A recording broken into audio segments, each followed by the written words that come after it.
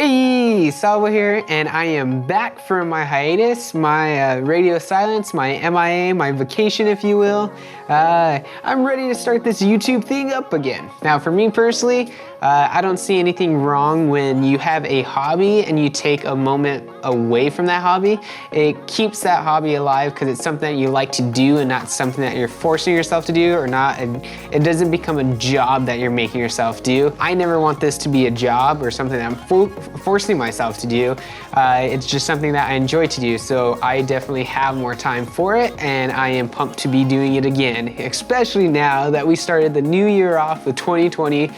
Let's do this. So with today's video, I want it to be something that I really don't like. It's that space in between when you actually shoot the photo or video and you actually upload it. That editing time, the time that you're by yourself and doing your tweaks and your edits and stuff like that. So this is all about reducing that time, or taking that time to as little as possible, so you can go from shooting whatever it is to uploading it as soon as possible. So this is all about like making your time efficient. The best way to make your time more efficient, figure out what takes the longest. Now for most people, what takes the longest is the editing. Everyone can shoot a photo or video and everyone can upload a photo or video, but what makes it different for everyone is the way you edit it. That's where you put a little piece of yourself into this art. My process is usually I get whatever it is that I have or that I captured, throw it on the computer, get a rough edit. It gives me an idea of what I want.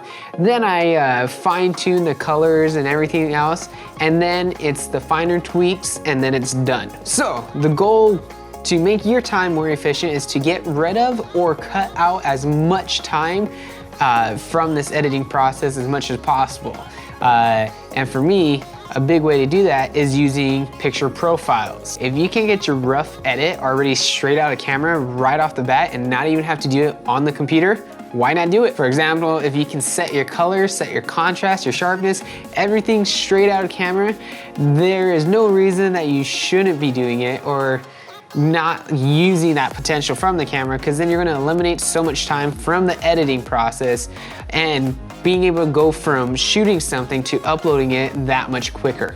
Basically, bottom line, what are picture profiles? If you tend to find yourself doing it on the computer, like you capture an image, you throw it on the computer, and like the first thing you do is go to that basic editing tab and you always increase saturation. If you're always doing that, put it in your camera. Take away that one step of increasing saturation on the computer and do it in the camera, so as soon as you capture that image, it has that saturation already. I'm no photography guy, so I tend to take hundreds of photos and only one of those photos come out really nice of what I like. But at the end of the day, every single photo I'm going through and I'm either increasing saturation, changing the contrast, whatever the case may be. I can do a lot of that in camera, and so now even though it'll take me maybe 3 days straight of just editing because I keep tweaking all these things, I can shoot all that in camera and save myself maybe a day and a half, and now I'm just going through to see which images I actually like and then finalizing those edits afterwards. Now this is totally a thing that you need to go out there, start shooting and changing these settings on your camera to see which one you like, what you like more. Like for me personally, I have 2 picture profiles that I use. And now both of these picture profiles are like project specific based off of what I'm doing. I have one that's I like to call my rough edit picture profile. The reason why it's the rough edit is because I love vibrant colors, very saturated colors. I like the colors to pop. Even if it looks fake, I like them to pop. That's just something I like to do. So with that picture profile, I increase saturation. Besides that, I'll go in the computer and adjust the color correction, change the highlights and the darkness and stuff like that. But at least at the end of the day, I do not have to worry about the contrast itself or saturation, because it's exactly where I want it to be. Now my second one is strictly for anytime I want precise control or as much control of the image as possible. And this is my flat picture profile. The reason why it's the flat one is because I like to keep as much dynamic range as possible, or capture as much dynamic range as possible with the camera.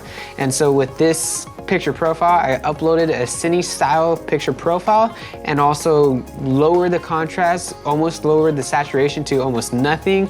And it keeps just a super very flat image and that allows me to add the colors that I want and be able to keep as much information of the image as I want, or at least what I can capture with this camera. Now I'm going to go ahead and throw up some images of exactly my picture profiles, but like I said, this is something that it's a personal preference, and I spent the time shooting different things and changing every setting to see exactly how I like it. The rough edit one was more so of me going around shooting images, changing settings, and trial and error and finding out exactly how I like my images to come out. So at the end of the day, like I said, for me, this is a hobby that I like to do. I never want it to become something that I feel like I'm working or pushing myself that I have to do.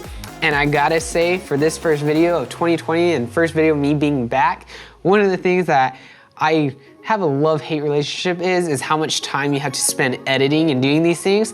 And so I thought it might as well be a great tip video from the very beginning of the year to give to you guys a way to reduce that time in the editing software so you can have more efficient time from shooting your images or your videos and going straight to uploading it to social media, YouTube, whatever the case it is, so the world can see it.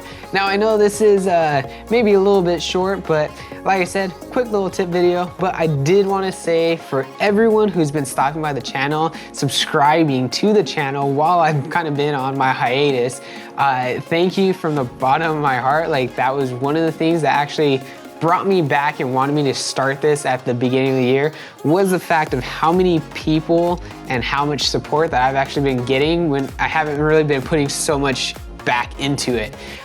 So from the bottom of my heart, thank you very much. And if you guys want to see anything else, let me know in the comments below, and I will catch you guys on the next one. And there will for sure be a next one all about getting great images from wherever you're at. Catch you on the next one. Peace.